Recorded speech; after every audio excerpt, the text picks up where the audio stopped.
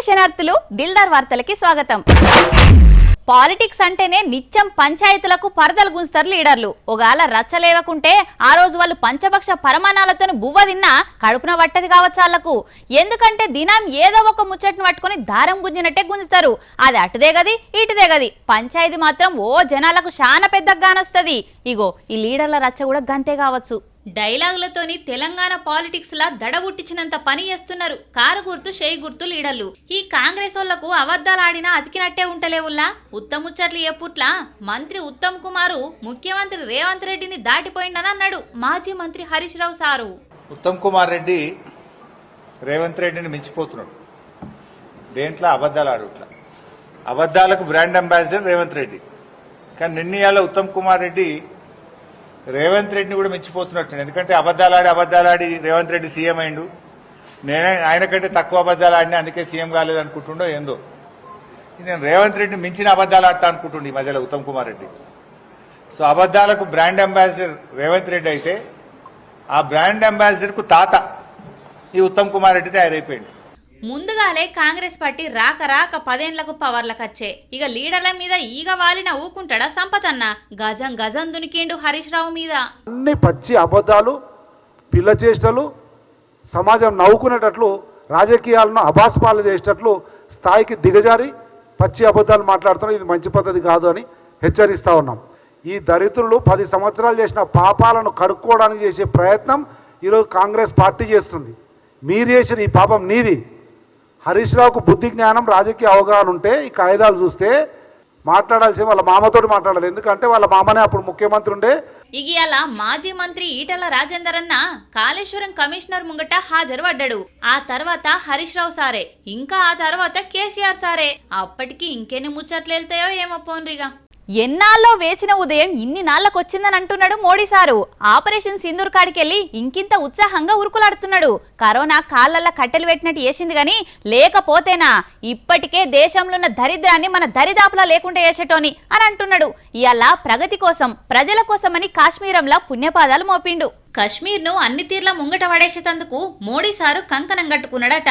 దునియాల్ని ఎత్తైన railway arch bridge చీనాపు వంతెన మీద కట్టిండ్రు. ఇదే ఇక కేబుల్తోని ఏలాడే రైల్వే బ్రిడ్జి కట్టి మమ్ముల్ని చూడుర్రి మా పనితనాన్ని చూడుర్రి అని అక్కడికి పోయి జాతికి అంకితం చేసిండు అంజిఖాద్ బ్రిడ్జిని. ఇది మన దేశంలోనే తొట్టతొలి కేబుల్ రైల్వే బ్రిడ్జి. 725 మీటర్ల పొడవు, 290 మీటర్ల స్పాన్. జమ్మూ ఇంకా కాశ్మీర్లున్న కాట్రా, రియాసి జిల్లాలను కలుపుతుందట ఈ వంతెన. ఇక ఈ దెబ్బతోని కాశ్మీరం కండ్లకు ఇంకింత అందంగా కానొస్తది, అభివృద్ధిలా ఇంకింత ముంగడికి పోతది అని అక్కడి ప్రజలకు ముచ్చట చెప్పిండు మోడీ సారు. అయ్యో ఇందిరమ్మ ఇండ్లేమో గాని పల్లెలల్లా పంచాయతీలు గట్టిగానే అవుతున్నాయి. మూలకున్న ముసలయ్యను లేపి మరీ ఇచ్చిండ్రట. అన్ని ఉన్న ఆగయ్యను ఆపి మరీ పథకం కాగితం చేతిలో పెట్టిండ్రట. కానీ ఎటొచ్చి ఏం లేని నిరుపేదలకే ఎప్పట్లెక్కనే ఎండల నిల్చుండబెట్టి ఉత్త చేతులతో పంపిండ్రట. ఇక కడుపు మండిన పేదలు ఊకుంటారా? జంగు జమాయించిండ్రు వరంగల్ జిల్లాల. సంతకం తీసుకొని నా పేరు రాసుకొని నాయక గుంపుకు ఒక ఇల్లు నీకు ఇస్తామని నన్ను మాయం చేసి నా పోతాలు నాకు పట్ట అయ్యని ఊరించి కనీసం ఉగాది నాడు బూరైనా ఇస్తారని అనుకుంటే మా నోట్ల బూడిద కొట్టిండ్రు అని లొల్లికి దిగిండ్రు ములుగు జిల్లా మంగపేట మండలంలోండే అమ్మలక్కలంతా. వీళ్ళని చూస్తుంటేనే తెలుస్తున్నది కదా పేదోళ్ళని. లోకల్ లీడర్లను అడిగితే మాకేం తెలుసమ్మా, మేమైతే మీ పేర్లు పైకి పంపినాం, అక్కడేం గోల్మాల్ జరిగిందో అని అంటున్నారట. ఇట్లయితే లాభం లేదని నిరసన చేసుకుంటా ఆఫీసుల చుట్టూ తిరుగుతున్నారు. నీ పేరు రాలేదన్న, నా పేరు ఎడిపోయింది. లంచాలు తీసుకోనా? నాకు లంచం లేదు. గుడికాడ ఆగి ఇల్లా దేవుడికి చాకరి చేస్తావు ఇంత బతుకుతారా?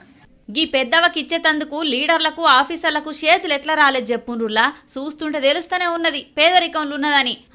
నీకు కూడా రాలేదా అక్క ఇల్లు? నీకు అనుకూలంగా ఉన్నోళ్ళకి ఇస్తావా ఇల్లు? వచ్చిన పేర్లు ఎడిపోతాయి, అల్లున్న పేర్లు ఎడిపోతాయి. 2 సార్లు వచ్చినాయి లిస్టు. 2 సార్లు ఇంటి పేరు ఉండగా మీ నాయకపోలయా? కాకపోతే ఎస్టీ కిందకే వస్తాం. మా నాయకపోలకు ఒక్క ఇల్లు ఇవ్వాలి కదా. ఏది మాకు ఇల్లు? మాది గుడిస. ఇప్పుడు వచ్చే ఆ గుడిసె చూపెట్టిన సార్ అదే మాది. మాకేమున్నదని ఇయ్యలేదు. వాళ్ళకి 2-3 ఎకరాలు ఉన్నాయి, వాళ్లకు ఇచ్చారు, మాకెందుకు ఇయ్యలేదు, దేనికి ఇయ్యలేదు. మొదటి లిస్టుల పేరుండి ఆఖరి లిస్టుల మా పేరు ఎట్లా మిస్ అయింది, దీని వెనకాల ఎవరున్నారు అని అంటున్నారు. అయినా సార్లు ఎకరాలు ఉన్నోళ్ళ కాపి మొదలు పేద సాధలకిస్తే ఏమైతే చెప్పుండ్రి. ఓ మంత్రి సీతక్క జరగిడి దిక్కు చూడక్క. మేము అప్లికేషన్ పెడతాం, మా బాధ మేము తిరుగుతాను, మొలుక్కు కూడా పోతాం, లేకపోతే సీతక్క దగ్గరకనే పోతాం. మేము ఓట్లేసి గెలిపేయలేదా? అన్ని బాధ్యతలని ఒప్పుకున్నాక ఇప్పుడు అన్నిటికి తిప్పితే ఒక్కింట 4 పేర్లే. ముక్కోటి దేవుళ్ళను కొలిసే ముందు ఎవరికి పూజ చేస్తారు? ఇంకెవరికి? గణపతి దేవునికనే కదా అంటారు. గణేష్ ఉత్సవాలకు పెట్టింది పేరు మన భాగ్యనగరం.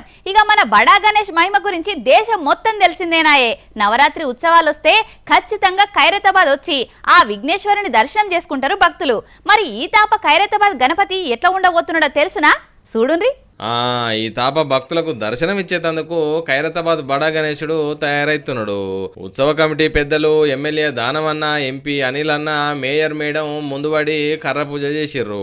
ఈ సంవత్సరం ఖైరతాబాద్ గణపతి 70 ఏళ్లు పూర్తి చేసుకుని 71వ సంవత్సరంలో అడుగు పెడుతున్న సందర్భంగా శ్రీ విశ్వశాంతి మహాశక్తి గణపతి రూపంలో భక్తులకు దర్శనం ఇవ్వబోతున్నాడు. శ్రీ విశ్వశాంతి మహాశక్తి గణపతి, శ్రీ విశ్వశాంతి మహాశక్తి గణపతి. కుడిచేయి దిక్కు శ్రీ లక్ష్మీ సమేత హయగ్రీవ స్వామి, పక్కనే పూరి జగన్నాథ స్వామి, ఇగిడి దిక్కు లలితా త్రిపుర సుందరి గజ్జెల్లమ్మ దేవతామూర్తులతోని గణపతి దేవుడు మనకు అభయం ఇవ్వబోతున్నాడు. జై బోలో గణేష్ మహారాజ్ కి జై. ఇవాళ రేపు ఎవరు నడిచిపోతుండ్రు చెప్పుండ్రి. ఏది కావాలన్నా సెల్ ఫోన్ ఆన్ చేస్తున్నారు, ఆన్లైన్ అంగట్లకు పోతున్నారు, నచ్చినే చూసుకుంటున్నారు, ఆర్డర్ పెట్టుకుంటున్నారు. అది బువ్వైనా బట్టలు ఉతికే సబ్బైనా అడుగు తీసి అడుగు బయట పెడతలేరు. అయితే మన పెద్దలు ఉత్తగా చెప్పలేదు కదా, షేర్ల బర్రెని పెట్టి కొమ్ములు బేరం చేయొద్దని. అగో గట్లనే చేసి బొక్కబోర్ల పడ్డరు వరంగల్ జిల్లా నలబెల్లి కాడ. నమ్మితిరా శివ్వ అంటే మోసపోతిరా మువ్వ అన్నట్టే అయింది. ఆన్లైన్ అంగట్ల శానా తీర్ల సెల్ ఫోన్లు దేవులాడి అన్లా నచ్చిన ఫోన్ సెలెక్ట్ చేసుకున్నాడట నరసింహ అనే గీ కాక. ఇన్నొద్దులు సక్కడి ఫోన్లు లేక మందిలా మానమైనంత పనైంది. ఇక ఇప్పుడు నా ఫోన్లనే టిక్క ఫోన్లు కొడతా, ఇష్టం వచ్చిన స్టేటస్లు పెడతా అని. హాయ్ ఫ్రెండ్స్, ఇప్పుడే నా కొత్త ఫోన్ చేతులకు వచ్చింది, అన్బాక్సింగ్ చేస్తున్నా చూడుండ్రి అని వీడియో తీసిండు. అబ్బా సబ్బు